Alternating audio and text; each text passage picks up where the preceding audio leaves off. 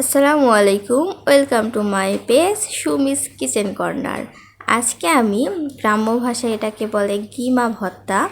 সেটা অনেক তিতা কিন্তু অনেক পুষ্টিগুণ ভরপুর।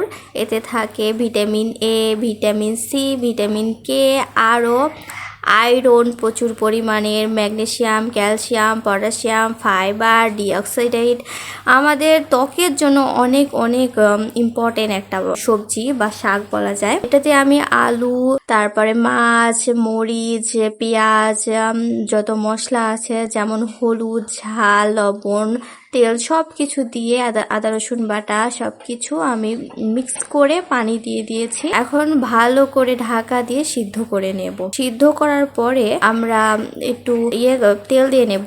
তেল দিলে হয় কি, আর ফ্লেভারটা অনেক ভালো হয়, খেতে অনেক মজাদার লাগে। ঘুটনি দিয়ে আমি ভালো করে থেতলে ভর্তা করে নেব। এই ভর্তাটা যত পালিশ হবে তত ভালো লাগে। বর্ষাকালে কিন্তু খাবেন না আপনারা, কারণ বর্ষাকালে অনেক তিতা লাগে। আলুর পরিমাণ যদি বেশি দেন তাহলে তিতা একটু কম লাগবে। তো যখন বেশি খরা হয়, বেশি রোদ হয়, তখন খেতে অনেক টেস্টি লাগে। তো আমাদের হয়ে গেছে ভর্তা, এখন গরম গরম ভাতে পরিবেশন করব। নতুন নতুন রেসিপি দেখে আমাদের পাশেই থাকুন। ধন্যবাদ, সুস্থ থাকুন।